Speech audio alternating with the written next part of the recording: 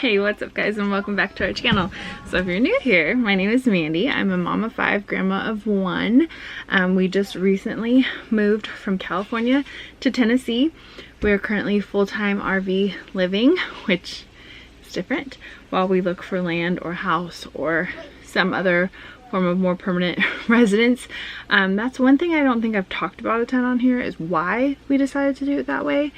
One, because we didn't want to come and rent something and get into a ton of like bills and things right away, because Brad didn't have a job.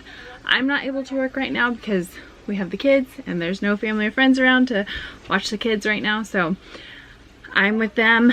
I'm continuing to do my health coaching online and just some different things like that. I'm looking into some other maybe remote jobs. So if you know any, leave some in the comments below, please. And we just didn't want to have to rent, and like most places want a year contract, and since we had never been to Tennessee for longer than a day, we didn't want to decide on a town and then hate it. So we wanted to be able to be a little bit mobile, be able to experience the towns differently, and then decide, because buying a house and property, we're committing to that area. So we decided to do RV full-time because that would just keep our overhead really low. And make it where we are a little bit more mobile, where we can potentially, I'll explain more later, go into an RV park and stay in that town for a few days or something. So yeah, that's why we decided to do the RV.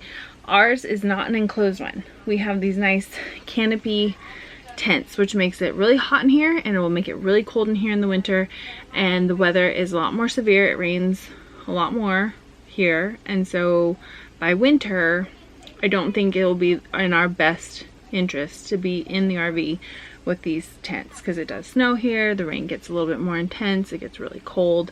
There is a heater in here, but I just don't think, I mean, it's been hard to keep the air conditioning up. I have it off right now just to make this video, so I'm gonna make this a quick video. And I think the heater will be the same way. We'll have to like huddle together. It just won't be optimal. So we are looking to either hopefully have purchased something by winter or be in a rental by winter. We ideally didn't want to have to rent at all, because rent is kind of the same across the country right now. If you look at rentals, we're looking at about the same prices we were paying in California, and you're seeing that everywhere. Oklahoma, Kentucky, all those places, you're seeing rentals be about the same across the nation. I think it's because people are able to work remote, they're making better wages that way, and they're able to do that, which makes it hard when you're local. We are making local wages.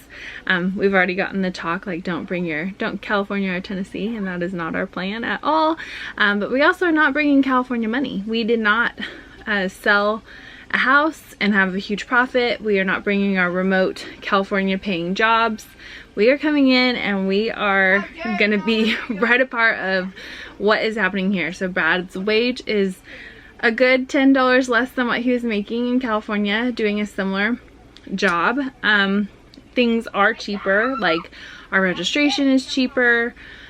For our cars it was 30 bucks. Taxes were like 90 to transfer titles over. Like, it was crazy cheap.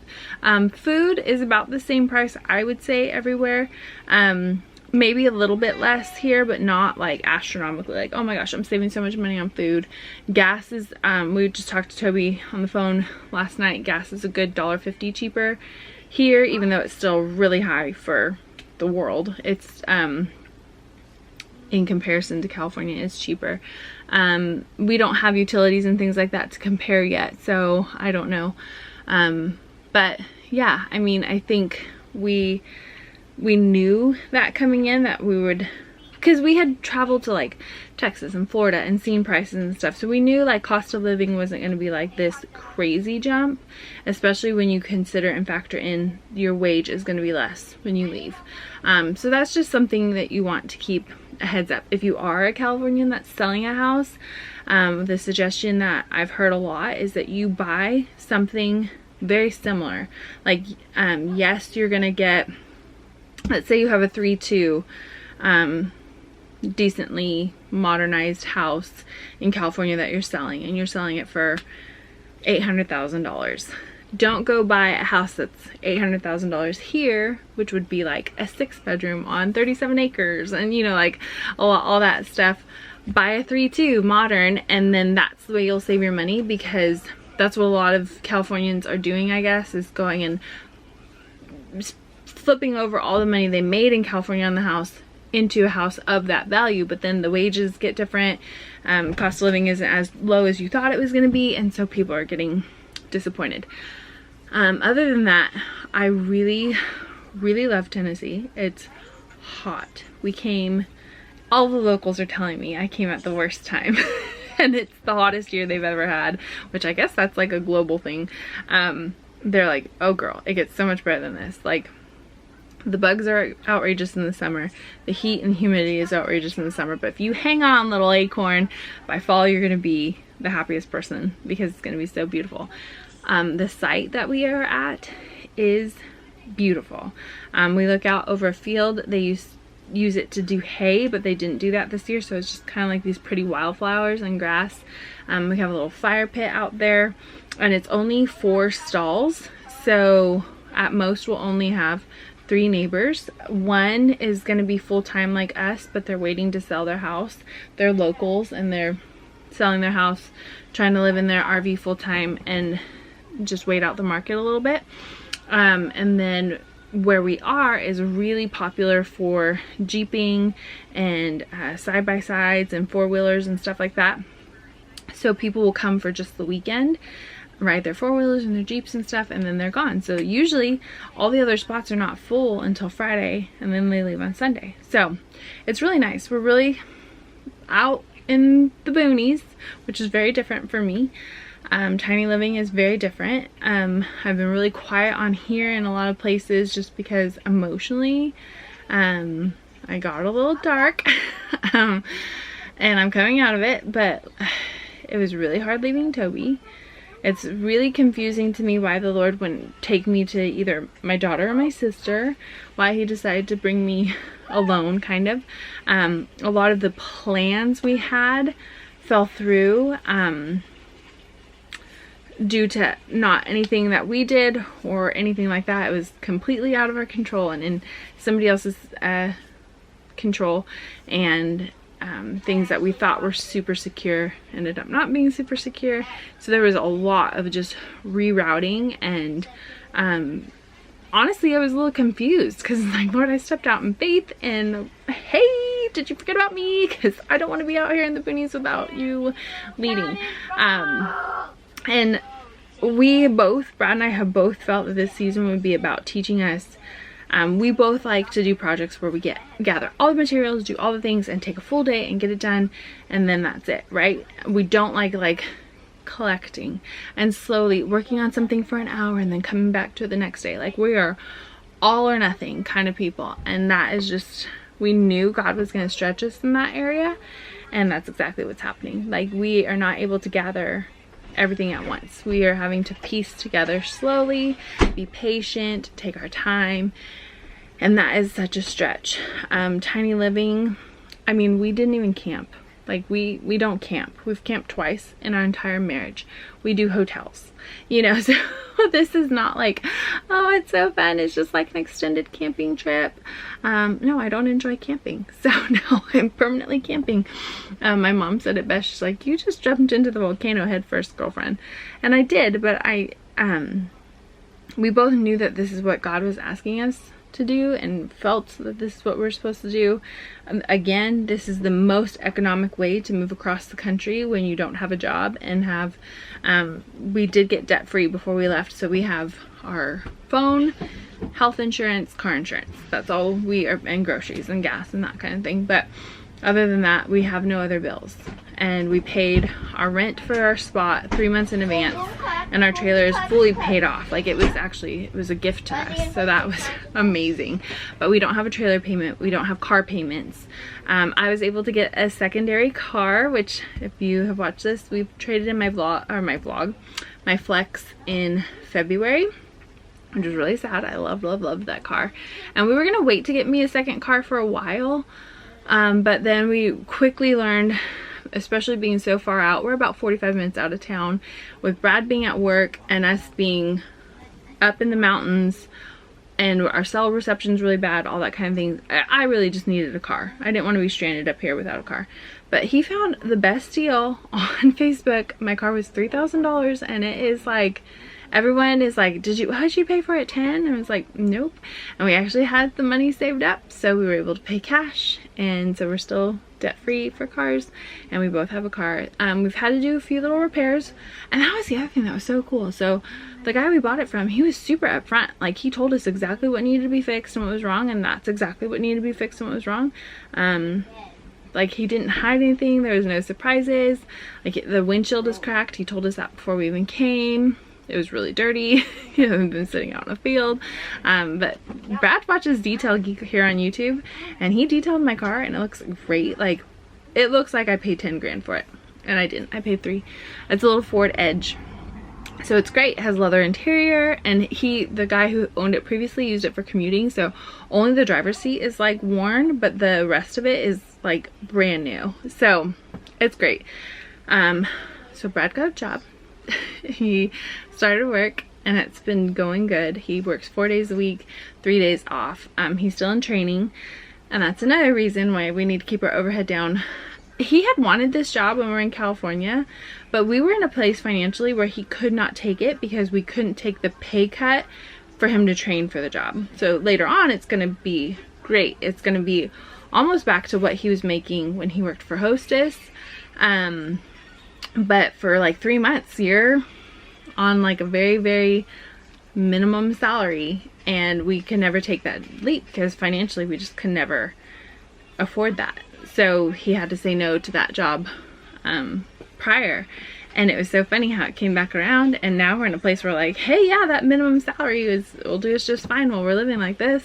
And then by the time he's out of training, we should be in something, rental or owning, and his pay will increase, so it'll work out great.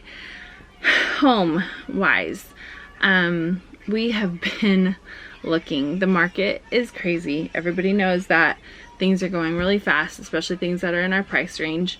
You are able to still find acreage with a house for under $200,000 here. I probably shouldn't say that because now you're gonna come with your California money and buy the houses that I can. But they go fast. So we are unsure of what we want. Even the realtor were like, we'll take a fixer, we'll take bare land, we'll take a land with a house on it that's a fixer.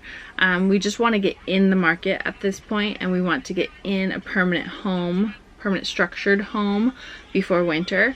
So at this point we're kind of like, even this first house might be, you know, a house that we give the kids if they want. Like, if Toby decides to move to Tennessee, this is a house that we could give to him to start with, and maybe we've moved on to another piece of property by then. We've found a few like 3-acre parcels that are very promising, but we've had some snags with lending because moving across the country without a job, there's a lapse. It's a mess. It's a mess. Like, one day we'll be flying high, we're pre-approved or all this stuff, and then the next day the lender's like, oh no, sorry, don't do anything yet, blah blah blah blah. Or like, okay, now we found the perfect place and we want to put an offer in and we can't, or it's already gone before we can like call the lender and see. So we're kind of at like a nice little pause. We're still looking at things here and there to just see what's in our price range and what we're able to do. We've even toyed around the idea of just buying the bare land and building a barn structure on it, putting this in a barn to get us through winter, and then building out the barn into a barn dominium through the spring and summer. And that's still definitely an idea. We definitely have thought about prefabricated homes. That's honestly the route we all kind of want to go, but again, you kind of have to find the land. Or I have found so many really cute little fixer-up farmhouses on a couple acres that I wouldn't mind putting some sweat equity into. So we'll see. Part of what we were waiting for is to see where Brad's job was going to be, because again, we landed in a town because we had a friend who lives here, and originally we were going to be on their property. It didn't work out. We wouldn't have the hookups that we needed if we had stayed on that property. Like, here we have water, sewer, electric, and Wi-Fi, and that's all included in our site rental. So it's great. And the Wi-Fi is great. I'm able to upload right here, which being out in the boonies, just having Wi-Fi is a blessing. So that's a huge thing. But anyway, we landed in this town because originally we were going to be on that property, but his job that he ended up getting is an hour and 15 minutes away from here. And just with the more extreme weather and that kind of thing, we don't really want him commuting that far, especially in the winter when it's potentially snowing or raining really bad. So we will most likely move closer to where he's working. And the funny thing, so when we moved here, we're like, okay, wherever his job and where we find community and church, that's the town we'll move to. Like, we knew that this town was probably gonna be temporary. And the church that we have attended the most frequently, and we've already started making friends. We went out to lunch with another couple, like, it was so cool, is around the same area. So we'll probably be moving to that area. So that's messed with the search and home buying a little bit, because now we're going to be a little bit more specific about the area we want to be in. So I mean, that's that. It's been crazy emotionally. Like I said, I was in a really dark hole for a minute, not sleeping at night at all, and sleep deprivation does some weird things to you. Like, I literally was sleeping 2 hours a night for like 3 weeks, and literally felt like I was losing my mind. Panic attacks daily. So I mean, I share that just because I don't want you to think it's all rainbows and butterflies, like, oh yay, we're just, you know, living it up. Because I've watched those videos, like, we just are reliving now, and it's so fun and it's so great. There's so many great things sprinkled in here, but the adjustment has been very difficult. And the fact that I'm away from 2 of my kids is so hard for me. My sister also made a really big move, and not being there with her during that move was really hard for me. Not seeing, making memories here in a state without all the people I love feels so weird. I was telling my mom, I'm like, I just want you guys to come. Like, I want to make some memories. I'm loving this state. I'm loving the area. I'm loving the people. But like, I have no memories yet with all my people, you know? It's just me, Brad, and the 3 kids, which is awesome. I know they're gonna probably cherish this. I'll cherish this time with just them, but like, I need some memories with everyone here in Tennessee, and I can't really invite anyone while I'm living in a trailer. So I don't know, I feel the press to get a home. I know I need to live this season, and I know it's for a reason, because again, I explained all the financial reasons why this is the smartest, but like, I can't wait to have a house where I can invite people and have people over, and we can make memories, and it's gonna be so amazing and sweet. And there will be so many things that I like have taken for granted for so long that I will enjoy immensely, like a shower that you could just keep running and the hot water just keeps coming. It's so great. But yeah, that's where we're at. That's a little update. We have had some fun. We went to Memphis. We just came home from Memphis and Nashville, because we're 5 hours from Memphis, about 2 hours from Nashville.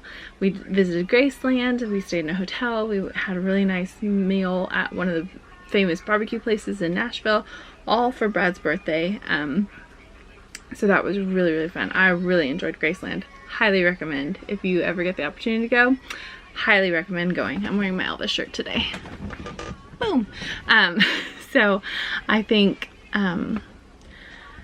better days are ahead. It's been hard, but I feel the clouds parting a little bit, and just me settling into this newness a little bit more helps. Brad working now helps, because now it's not like, oh my gosh, we're eating through all our savings. And then just, if you're praying for us, please pray that everything works out where we're able to buy something sooner than later and be able to just really feel like permanent, you know? Like, I still feel so up in the air. I still feel like everything is not permanent yet. It's just still all, I don't feel like I can rest yet. I don't feel like I could put down roots yet, because I'm still living in a town I know I'm not going to stay in, and I'm still living in a very temporary dwelling. I just can't wait to like cozy in and like make it home, if that makes sense. I'm glad this is where the Lord has brought us to make home, but I want to make it home, you know? Like, I can't wait to just bake bread and cookies and clean a house. Although cleaning in 15 minutes, like from top to bottom, scrubbing everything is a real nice benefit. But yeah, I mean, that's our update for right now. I hope you guys are blessed. I hope this is helpful. If you have any questions specifically about the move or how we're doing things, let me know in the comments. I would love to be a resource to you if I can. And I just appreciate all your guys' support. Like, subscribe, join our tribe. We'll see you next time. Bye, guys.